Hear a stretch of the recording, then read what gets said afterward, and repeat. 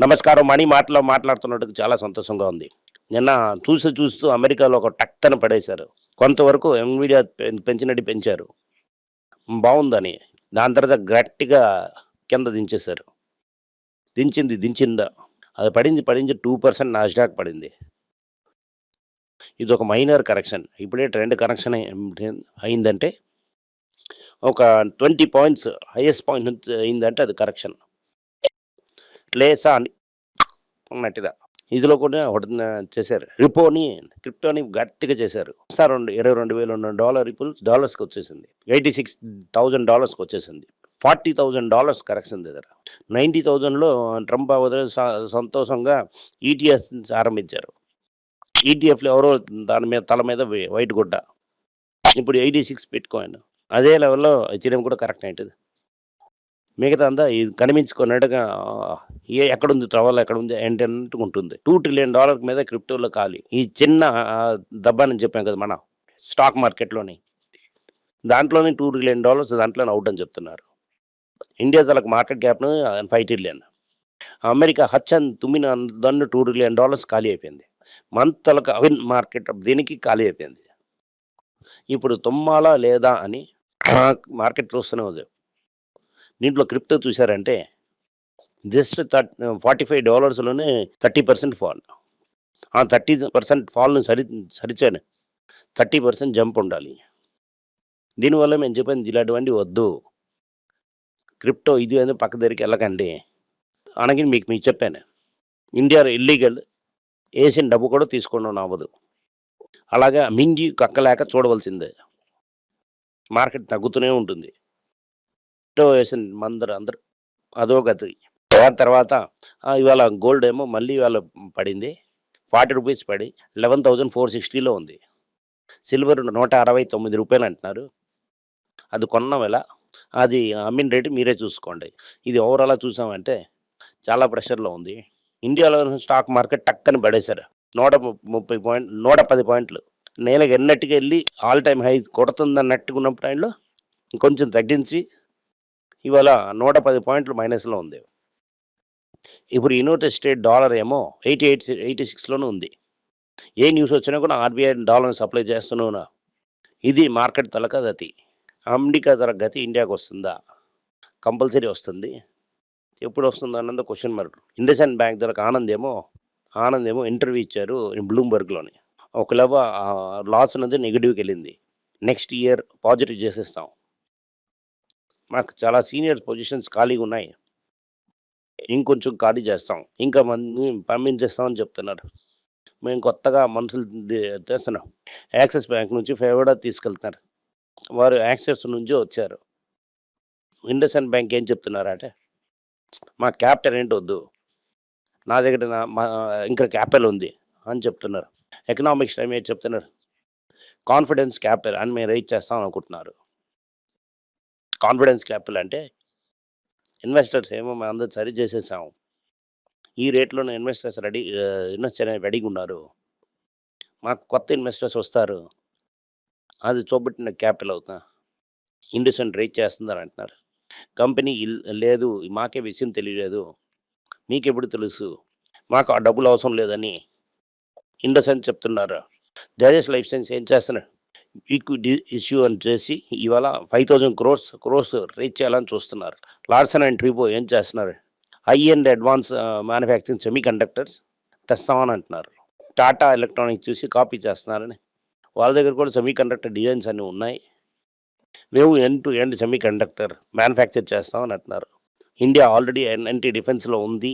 డిఫెన్స్‌కి అవసరమైంది కూడా మేము చేస్తాం అంటున్నారు. గవర్నమెంట్ ఏం చేస్తున్నారు? 2032లో ఇండియాకి అవసరమైన అన్ని చిప్స్ మేము చేస్తాం. మేము కూడా ఒక గ్లోబల్ ప్లేయర్ అయిపోతాం అని చెప్తున్నాడు. మహీంద్రా ఆటో అని మిగతా బిజినెస్‌కి 10 ఇయర్ ప్లాన్ అవుట్‌లో చేస్తున్నారు. Mahindra already resort high and luxury resources తీయడానికి చెప్తున్నారు. ఓవరాల్ మహీంద్రా 10 సంవత్సరాల ప్లాన్ టేబుల్‌లో ఉంచారు. మన టీసీఎస్ ఏం చేస్తున్నారు? డీరిస్కింగ్ స్ట్రాటజీ చేస్తున్నారు. డేటా సెంటర్‌లో $10 బిలియన్ మేము వేస్తామని చెప్పారు కదా! அதுக்கு టీపీజీ ఏమో పార్ట్నర్ ఇంక్లూడ్ చేశారు. ఇదే ఎలక్ట్రిక్ వెహికల్‌లోని టీపీజీని పార్ట్నర్ అయితే కలిపారు. ఒక సెపరేట్ సబ్సిడీ ఫామ్ చేసి వీళ్ళు $1 బిలియన్ వాళ్ళు $1 బిలియన్ వేసి $2 బిలియన్ వేస్తారు. అదే క్లయింట్ నుంచి డబ్బులు తీసుకుంటారు అండ్ డెట్ ఇన్వెస్ట్మెంట్ వేసి ఒక $10 బిలియన్ డేటా ఫామ్ రెడీ చేసి క్లౌడ్ బిల్లింగ్ అని తెలిసి అన్నిటికీ రెంట్ అని టీపీజీ అండ్ టీసీఎస్ చెప్పారు. ఈ బ్యూటీ బ్రాండ్స్ అని చూశారు కదా, ఆర్డినరీ మంత్లీ ధర డబ్బులు లేవు వాళ్ళు తీసుకోవడం లేదని మేము కాస్ట్లీ బ్రాండే వేస్తాం అని చెప్తున్నారు. Only high and premium brand చేస్తాం అని చెప్తున్నారు.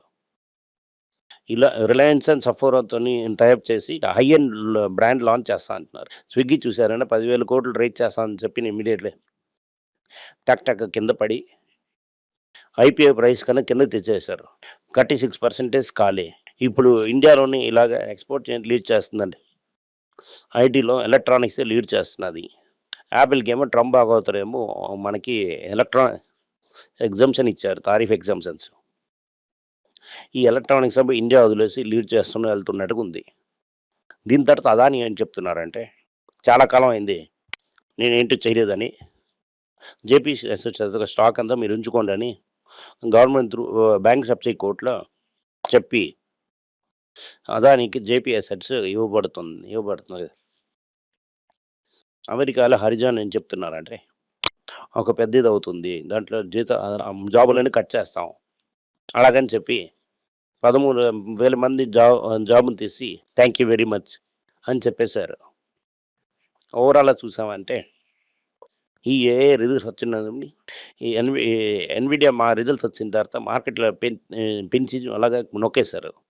ఇది క్విక్ యాక్సెస్ బోరింగ్ మిషన్ ఇస్తుంది కానీ, బట్ నేను చెప్తున్నట్టుగా క్విక్ యాక్సెస్ బోరింగ్ మిషన్ ఇస్తుంది కానీ యాక్చువల్ వాల్యూ ఇస్తున్న కన్జ్యూమర్ ఇస్తారా అలాగని డౌట్ మార్కెట్లో ఉంది. ఇప్పుడు మార్కెట్ ప్లేయర్స్ అందరూ ఏం చెప్తున్నారు ఒరాకిల్ ఉంది కదా, ఒరాకిల్ అది డేటా ఫామ్కి అప్పిచ్చారు కదా, ఆ బాండ్ ఏమో హెడ్జ్గా ఉంచారు. ఒరాకిల్ని కత్తించోబెట్టి డబ్బులు తీసుకోవచ్చు. ఆ బాండ్ తీసుకున్నాం అంటే అది ఒక హెడ్జ్ లాగా వస్తాము ఎగ్నెస్ట్గా.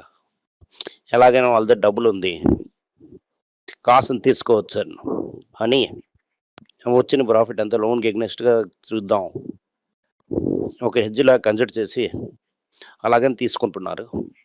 ఎన్విడియా నుంచి ప్రతి ఇన్వెస్టర్స్ వెళ్ళిపోవడం అని మీరు చూసింటారు. పీటర్ థీల్ $100 మిలియన్ ఇచ్చారు. షార్ట్ బ్యాంక్ అమ్మవలసిందంతా అమ్మేశారు. ఇదంతా మనకు ముందుగా ఒక వార్నింగ్ సైన్. ఇలాగ పెద్ద వాళ్ళందరూ పడిపోవడం అన్నది ఇంకా 40-50% ఎన్విడియా వెళ్ళడానికి ఛాన్సే లేదు. అలాగే ఎన్విడియా ఏమో కరెక్ట్ అని పడింది నిన్న. దీనివల్ల ఓవరాల్ మార్కెట్ ఏమో వీక్గానే ఉంది, ఇంకా వీక్గానే ఉంటుంది. జరంపు వాళ్ళు రేట్ కట్ చేయకుండా ఉన్నారంటే ఆచి పాతాళంకి వెళ్తుంది. అలాగే నేను ఎప్పుడు చెప్తుంది ఉంది ఈ హ్యూమన్ కన్స్ట్రక్షన్ అనేది ఫ్యాలిబుల్ అని, అంత హైబ్రిడ్ ఫ్యాలిబుల్ అని, దానివల్లనేమో హ్యూమన్లో ఏమో ఫ్యాలిబుల్ అని చెప్తుండడానికి వల్ల ఇలాగే క్రిప్టో గోల్డ్ లాగా గిల్లీలాగా నించుందని అనుకోండి, గిల్లీలాగా ఎగురుకొని వెళ్ళిపోయింది. టక్కన కొట్టగాన గిల్లి ఎగిరిపోయింది. ఇది అవుతున్నది అంతే, తగ్గుతుందని అంటున్నారు. ఆల్రెడీ 35% పడింది. జరంపోల్ రేట్ కట్ వల్ల ఇంకా ఎంత పడుతుందని తెలియదు. దీనివల్ల ఇలాగ ఫ్యాన్సీ టర్మ్స్లో పోయి ఆగిపోయి డబ్బులు ఇచ్చారంటే ఆ డబ్బులు వెళ్ళిపోయి అసెట్ కూడా రాదు. ఇండియాలో 2 వర్షం ముందు రైస్ ఎక్స్పోర్ట్స్ ఏమో బ్యాన్ చేశారు. దానివల్ల ఏమో ఎక్స్పోర్ట్ చేయడం ఆపి ఇన్ఫ్రాస్ట్రక్చర్ చెల్లిపోయింది. ఒకే 2 వర్షం పడి 2 ఎక్స్పోర్ట్స్ మొత్తంగా వాళ్ళు చూసి గవర్నమెంట్ ఆర్ఎస్ ఏమో ఉండిపోయింది. అమ్మడానికని గవర్నమెంట్ కష్టపడుతున్నది. మళ్ళీ ఏమో రైస్ ఎక్స్పోర్టర్తో మళ్ళీ రైస్ ఎక్స్పోర్ట్ చేయండి అని చెప్తున్నారు. మీరు ఒకసారి అనుకుంటే స్టార్ట్ చేసి ఇంకోసారి కావాలంటే ఎక్స్పోర్ట్ చేయడం అంది కాదు. Market infrastructure rice companies ready చేసిన తర్వాత వెయిట్ మన ఊర్లోనే కష్టాలు ఉన్నాయి. రైస్ పంపించడం అవ్వదు, క్రెడిబిలిటీ ఉండదు, కష్టం అవుతుంది.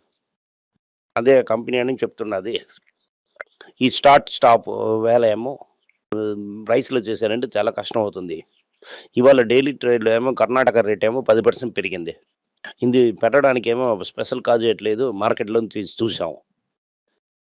ఓవరాల్ హెవీ బయింగ్ ఉంది. ఒక ఎఫ్ఐఐ ఇండివిజువల్ ఎవరో కొంటున్నారు.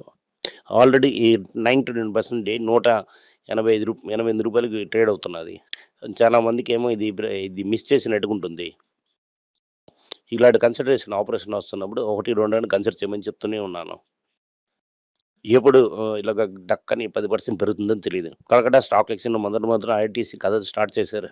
ఆల్రెడీ ఐటీసీ ఏమో కలకత్తా స్టాక్ ఎక్స్‌చేంజ్ పైనకొచ్చేసారు. అదవుతుంది పెద్ద విషయం. ఓకే.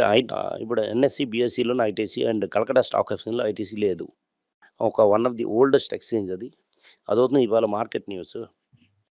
ఈ మార్కెట్‌ని చూస్తూ చూడండి. ఎప్పుడైనా టక్ అని పడిపోవచ్చు. చూసుకొని కన్సిడర్ చేయండి. ఈ లిస్ట్ చూసుకొని కన్సిడర్ చేయండి. ఐటీసీని డెఫినెట్‌లీ కన్సిడర్ చేయొచ్చు. బ్యాంక్‌లో నిన్న south Indian bank all time high ఎళ్ళిపోయింది. టక్కని 39కెళ్ళింది. మీరు చాలా కేర్‌ఫుల్‌గా 1, 2 అని మీరు కన్సిడర్ చేసుకోవచ్చు. Thank you. నమస్కారం.